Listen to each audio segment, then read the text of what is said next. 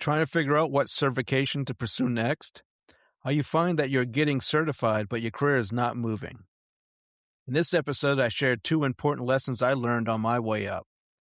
If you want a certification path that matches your career path, keep listening.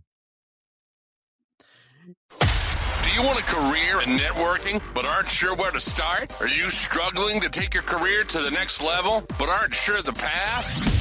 Welcome to Cyber Job Hacks, the podcast that gives you the strategies you need to launch and grow a successful career in network engineering. Hosted by Dr. Jeff Colburn, a solutions architect with over 30 years of experience designing and implementing large-scale networks. Each episode is built around one of the 3 core pillars of becoming a next-level engineer: developing deep technical knowledge, applying design best practices, and understanding technology decisions. Let's get started.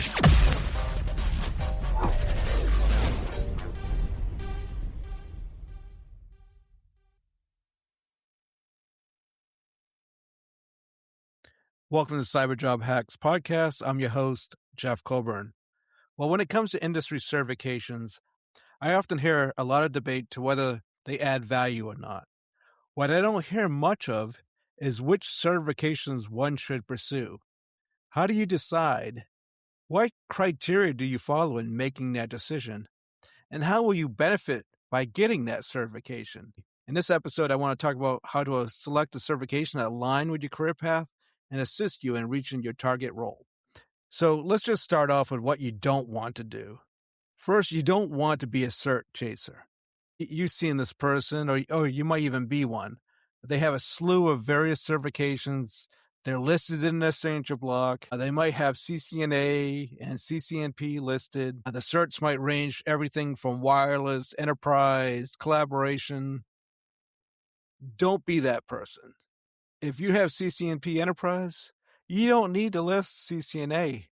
We get it. If you have CCNP Enterprise, we already know you know what's required for a CCNA level engineer, so you don't need to put it there. But, some will argue that they need both on their resume since recruiters do keyword searches. Well, let me ask you, if you have your CCNP, are you really looking for a CCNA level position? I hope not. Then what's the point of getting your CCNP? So who cares? You don't need CCNA on your resume if you have your CCNP Enterprise, right? It's just, you don't need that. You can eliminate some of that fluff. And if your certs cover every possible technology, that just shows you don't have clarity on what you want to be doing. And when myself or other senior level engineers see this on your resume, it doesn't show us what you're good at. Because we already know no one is an expert in everything. And it's going to come out in that technical interview. And let me warn you, never try to appear to be better at something than you really are. Because you never know who's sitting in a room. And if you start talking above your level, they may hammer you, and there goes your credibility. I'd rather somebody speak at their level, tell me what they don't know or don't have experience with, and I can respect that. But if you try to show that you're something more than you are, I can't trust you. If I can't trust you, I can't recommend you, right? It's that easy. I'd rather have somebody with a teachable mindset, honest about what they know and don't know, and I'll work with that guy every day, right? That's usually the case. You don't want to work with untrustworthy people or people trying to show that they know more than they really do. So don't be that person. Believe me, I made a lot of mistakes when I was coming up. I pursued the CISSP because someone told me that was the one to get after my CCIE. I never used it. I actually took it off my resume because I kept getting calls for security roles. I don't want security roles. So again, I studied for the CISSP. I passed it. I got the certification. But I don't like doing security work. I'll do it when I can. Usually it relates to network security because I have to design it in. But other than that, that's not what I want to be doing day in, day out. So again, I let that certification lapse because I wasn't using it. I used to pursue certification across multiple technologies. I had CCNP, I had CCDP, I had CCVP and whatever that wireless cert was at the time. It was crazy. I was always studying for some cert. The problem was is I didn't really have clarity, and I was studying things I would soon forget after getting certified because I never used them. Right? I'm not a wireless person. All right, beyond deciding controller placement in the network, I never worked on wireless.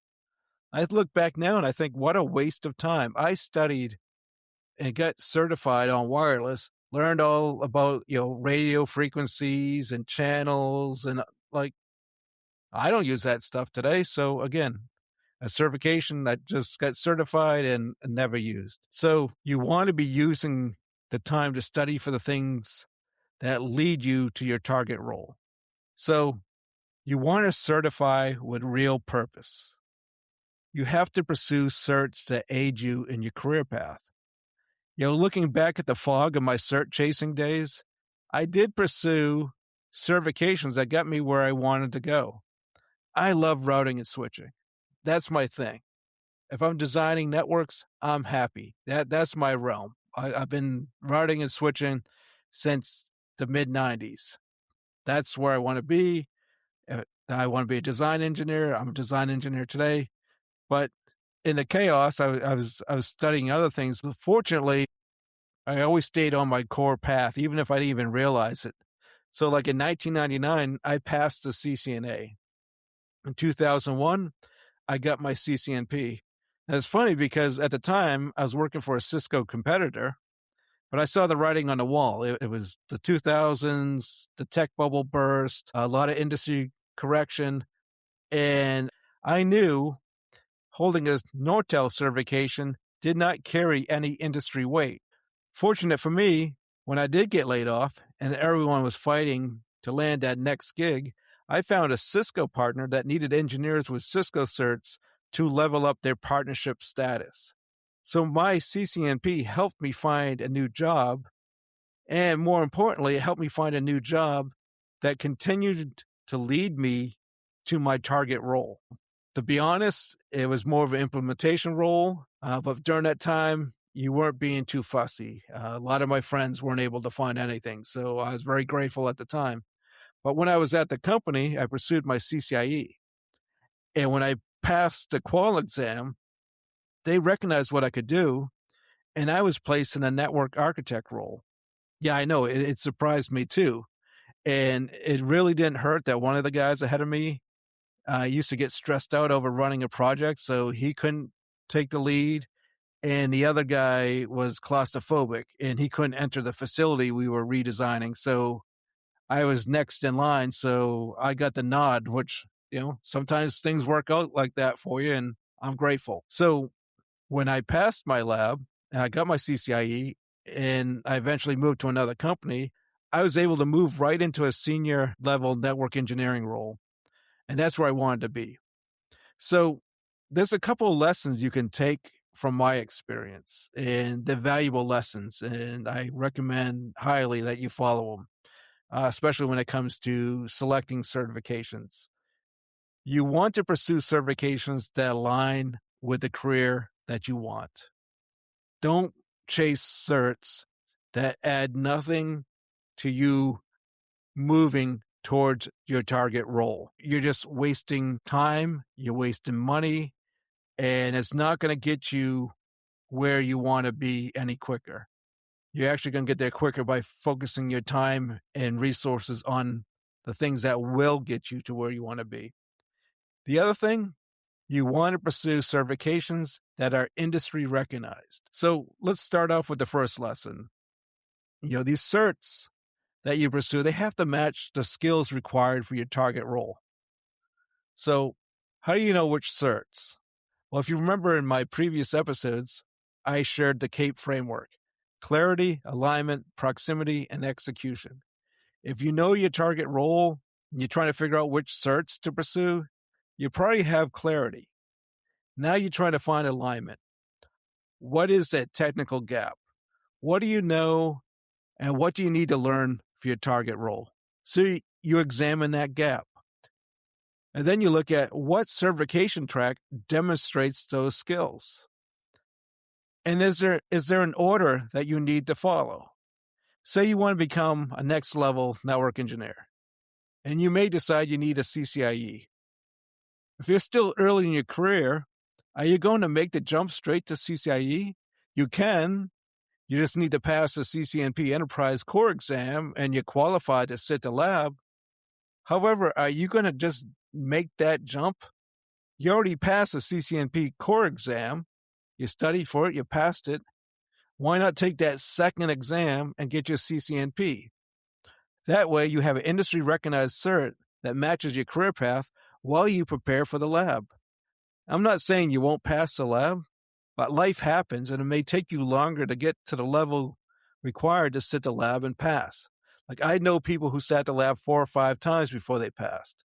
I was lucky enough, I passed my second try. So I failed the first time. 30 days later, the wait period, 30 days, went back, and fortunate enough, I passed it my second try. But that's not always the story. Sometimes it might take you a few tries.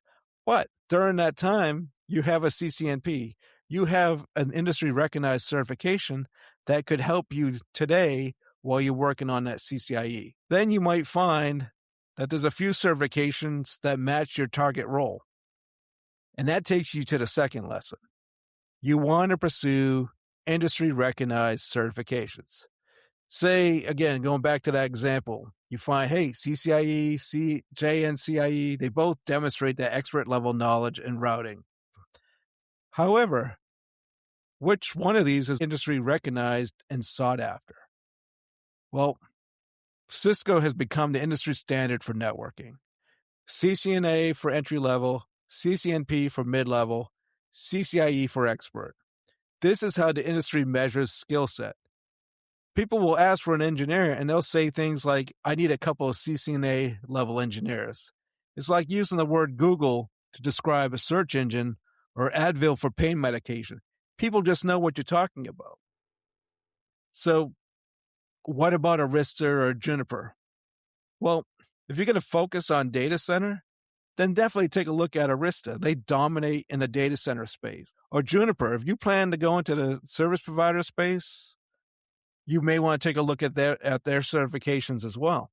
However, these should not be your primary certifications. These are what I would call specialization certs. And why would I call them that? Because they're less recognized and sought after, but they do add value. Like, for example, if I say I'm a CCIE, most people know what that is and its related skill set. However, if I say I am an Arista L4, how many people know that means I'm certified to configure MPLS on Arista platforms? I wager only the people who work at Arista. So when you think in these terms of primary and specialization certifications, you want to think of what are the industry recognized certifications for my target role? And what are some less recognized certs that will round out my qualifications? It's the same for security. If you pursue Security Plus and then CISSP, those would be your primary certifications. But being certified on configuring Palo Alto firewalls, that would be a specialization certification. So your primary is your Security Plus and then CISSP, but then you see these specializations. Oh, he has Palo Alto certifications. So that's how you kind of have that primary and specialization cert. So here are the 2 lessons. First, you want to pursue the certifications that align with your career path. And then you want to pursue industry recognized certifications. I tell fellow engineers all the time, even if you're not working on Cisco hardware and you're working on another vendor's hardware, don't let your Cisco certs lapse because you don't know what's going to happen. So you might need them tomorrow. You have them, you put the work in, getting them, hold on to them. So these 2 lessons, this is what's going to help you decide which certifications to pursue. What certs align with my career path and which certs are industry recognized. And if it's a series of certs to get you a target role, you want to map that out as well. And you might ask, well, which one do you pursue first? Well, to answer that, ask yourself, which one will better assist you today? If you need this cert and this other cert, but this first cert is going to help you move in the direction you want to move, take that cert first. So don't make the mistakes I made. It's going to save yourself a lot of time. Get clear about what you want to do. Figure out what you need to know. Find those industry recognized certs that'll help you get there. That way you're not studying for things that lead nowhere. So I hope this was helpful. Until next time, have a great week. Thank you for listening to Cyber Job Hacks, the podcast for next-level engineers. If you found this episode helpful, be sure to follow the podcast so you don't miss future episodes on how to take your career to that next level.